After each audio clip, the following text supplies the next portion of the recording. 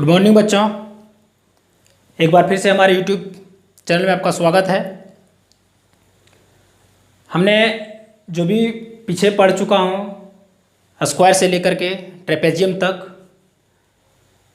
वो आप एक बार फिर से पीछे जा कर के उसको देख लें, सारे प्रॉपर्टीज एक बार रिमाइंड कर लें तो अच्छा होगा।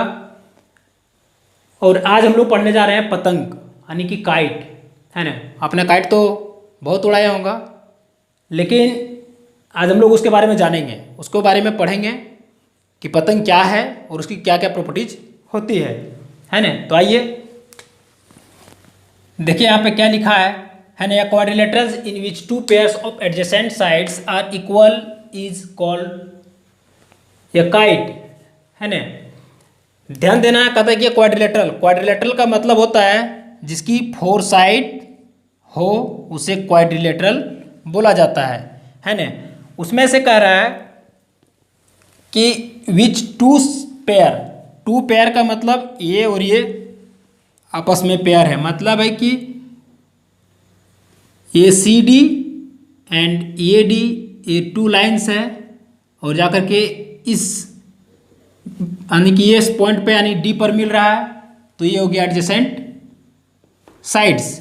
उसी प्रकार से यहाँ पे ये बी और सी बी ये दोनों मिल रहा है पॉइंट बी पर, तो ये हो गया एडजेसेंट साइड्स। जब वो दोनों एडजेसेंट साइड्स मिलता है तो आपस में ये दोनों यानी कि ए बी और बी सी इक्वल होगा और उधर ए डी और डी सी आपस में इक्वल होगा। तो ये चीज़ हम लोग जानेंगे कि ये और ये इक्वल है और ये नीचे दोनों इक्वल है। अब यहाँ पर देखिए कहता है कि A B equal to B C, है ना। A B equal to B C ये प्रॉपर्टीज है इसका। And C D equal to A D, C D equal to A D, ये बोथ लाइन, है ना। दूसरे नंबर में कहता है कि A D equal to not A B, A D equal to not A B, यानी कि ये लाइन और ये लाइन आपस में इक्वल नहीं हो सकता। उसी प्रकार से C D equal to not B C, C D यानी कि ये लाइन और ये लाइन आपस में इक्वल नहीं हो सकता। इसकी जो लेंथ होगा वो अलग होगा और ये अलग होगा। अगर ये मान लीजिए कि 10 सेंटीमीटर का हो और ये अगर 15 सेंटीमीटर का होगा, उसी प्रकार से ये अगर 15 है तो ये आपस में 10 होगा। तो हम लोग यहाँ पर लिख सकते हैं 1 नंबर में कि A B equal to B C equal to 10 centimetre और A C B equal to A D equal to 15 centimetre. हम लोग जो भी यूनिट ले लेंगे वही उसका होगा, लेकिन आपस में इक्वल नहीं होगा ये दोनों, है ना। अब हम लोग चलते हैं डायगोनल पर, है ना। The diagonals intersects at right angles.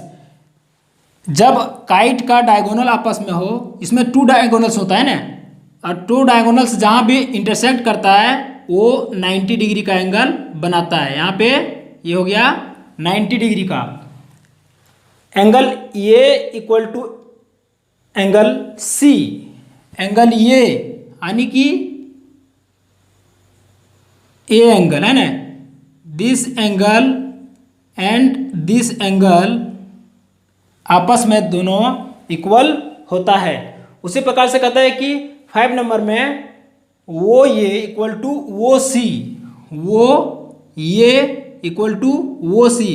जब 2 डायगोनल आपस में इंटरसेक्ट कर रहा हो तो ये सी को 2 इक्वल्स पार्ट में डिवाइड करेगा और ये आपस में इक्वल होगा। यानी कि यहाँ पे हम देख लेते हैं ये सी हो गया, है ना। ये सी इक्वल टू और यहाँ पे 90 डिग्री का जब बनाएगा तो आपस में ये दोनों इक्वल होगा।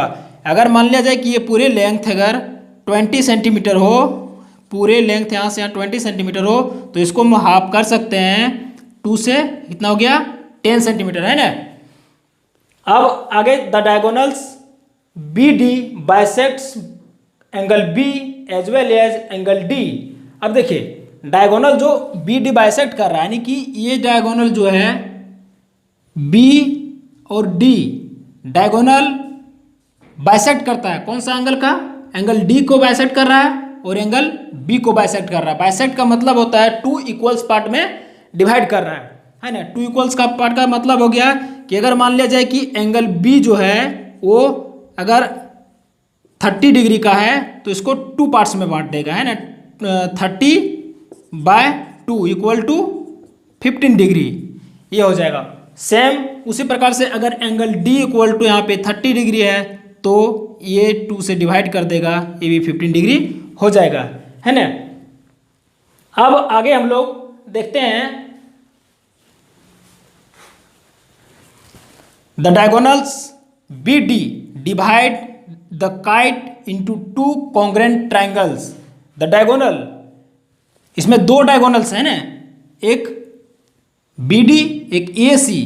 तो जब ए सी है इस तरह का डायगोनल अगर बना हुआ हो, यहाँ पे ए बी सी डी, अगर ए सी डायगोनल बनता हो तो ये दो कॉन्ग्रेंट पार्ट्स में बांटता है। कॉन्ग्रेंट पार्ट का मतलब हो गया, इसको हम लोग यहाँ पे कॉन्ग्रेंट इस प्रकार से यहाँ पर लिख सकते हैं बगल में कि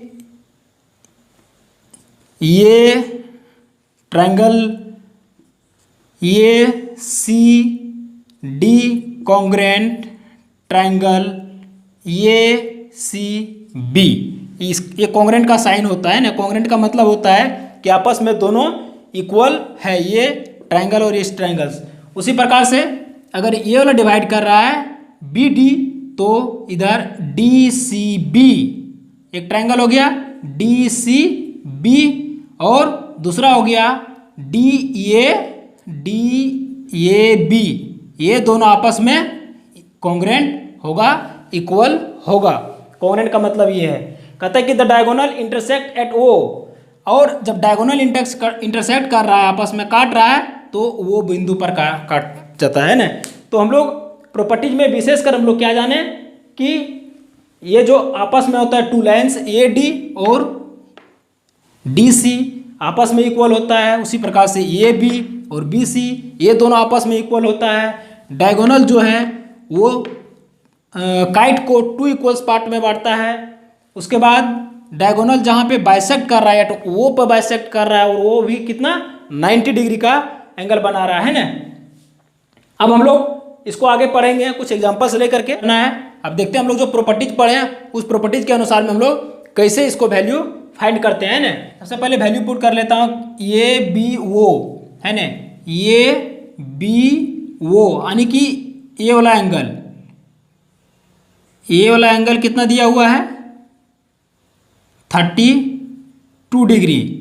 उसके बाद ओ सी डी यानी कि ये वाला एंगल दिया हुआ है कितना 40 डिग्री। अब हम लोग को फाइंड करना है ये बी सी फर्स्ट में। अब लिखते हैं एंगल ये बी वो इक्वल टू 32 डिग्री है ना। हम लोग अभी क्या पढ़े थे प्रॉपर्टीज में कि जब एक डायगोनल बाइसेक्ट कर रहा है एंगल बी को तो इसका मतलब है ये दोनों को टू पार्ट्स में इक्वल करेगा। तो टू पार्ट्स में इक्वल करेगा तो हम लोग लिखते हैं यहाँ पे diagonal B D bisect B को बाइसेक्ट कर रहा है ना।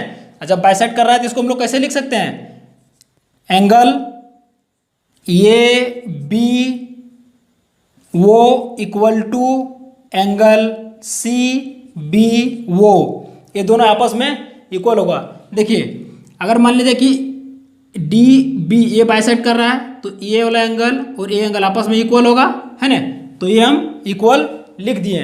अब यहाँ पर हम लोग निकालना है हम लोग को क्या, ये सी यानी कि ये बी सी निकालना है। तो ये बी सी कैसे बनेगा, एंगल ए बी वो प्लस एंगल सी बी वो, ये दोनों को प्लस कर देंगे तो हम लोग को क्या निकल जाएगा, ए बी सी। जैसे देखिए यहाँ पे angle A B O this angle and angle C B O ये वाला एंगल, ये दोनों को हम लोग प्लस करेंगे तो ये पूरे का फाइंड हो जाएगा। तो उसी वही निकालना है हम लोग को। तो ये बी ओ है ना, ये बी ओ कितना दिया हुआ है 32 डिग्री। अब प्लस हमको क्या निकालना है, ये यानी कि इसका भी 32 हो जाएगा क्योंकि दोनों इक्वल है आपस में। अब यहाँ पर इस तरह से हम लोग लिख सकते हैं angle A B O equal to angle C B O equal to 30 degree. ये हो गया। अब ये दोनों को प्लस कर देते हैं, कितना हो जाएगा 4 3 3 6 64 डिग्री। ये आंसर हो गया है ना। दूसरा में निकालना है हम लोगों को क्या, दूसरा में है निकालना है ए डी सी। सबसे पहले हम लोग यहाँ पर लिख लेते हैं गिवन क्या है ना, angle D O C equal to 90 degree है। ये क्यों होगा, यहाँ पर लिखेंगे diagonal bisect at right angle है ना, क्योंकि डायगोनल बाइसेक्ट कर रहा है इसलिए राइट एंगल पर है। और उसके बाद क्या दिया हुआ है, एंगल डी सी वो इक्वल टू 40 डिग्री है ना। अब हम लोग चलते हैं ट्रायंगल में, ये डी सी हमको फाइंड करना था। अब लिखते हैं कि इन ट्रायंगल डी ओ सी है ना, डी ओ सी में से, तो डी ओ सी में से कौन कौन सा एंगल होगा, angle D O C plus D O C यानी कि this angle and angle D C O plus angle यहाँ पर लिखते हैं C D O, angle C D O equal to 180 degree है ना। ये होगा, यहाँ पर बगल में लिख लें sum of all angles of triangle है ना। ये कोई भी ट्रायंगल हो उसमें the sum of all angles 180 degree का होता है, तो इसलिए वहां पर हम लोग लिखे हैं the sum of all angle of a triangle. अब इसका वैल्यू पुट कर देते हैं ना, डी ओ सी कितना है 90 degree plus angle D C O है ना, डी सी ओ यानी कि 40 degree plus angle C D O ये कितना हो गया 90 डिग्री। सी डी ओ निकालना है ना, C D O equal to कितना हो गया 180 डिग्री। अब देखिए इसको दोनों को जोड़ेंगे कितना हो गया 9 4 13 130 degree plus C D O equal to 180 degree. अब यहाँ पर लिखेंगे C D O equal to 180 degree minus, ये देखिए इधर प्लस में है, साइन यहाँ पर कुछ नहीं दिया हुआ है लेकिन यहाँ पर प्लस का साइन होता है। जब इक्वल टू के उधर जाएगा तो वो माइनस में हो जाएगा 130 डिग्री। यहाँ पे कितना इसको माइनस करेंगे तो दोनों का बचेगा कितना 50, यानी कि यहाँ पर लिख सकते हैं C D O equal to 50 degree. अब हम लोग इधर आ रहे हैं है ना, B D bisect angle D. जब एंगल डी को बाइसेक्ट करेगा तो इसका मतलब है कि ये दोनों को उसी तरह से इक्वल पार्ट्स में काटल, ये D O plus A D O equal to angle C D O equal to कितना हो गया 50 डिग्री।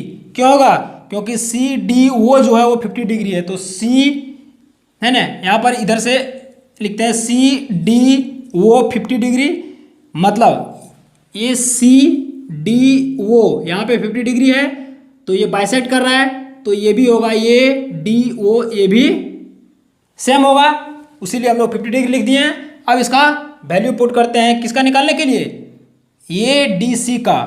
यहाँ पर लिखते हैं एंगल ये डी सी है ना, ये डी सी में निकालने के लिए दो एंगल का जरूरत पड़ता है, A D O plus angle C D O, है ना।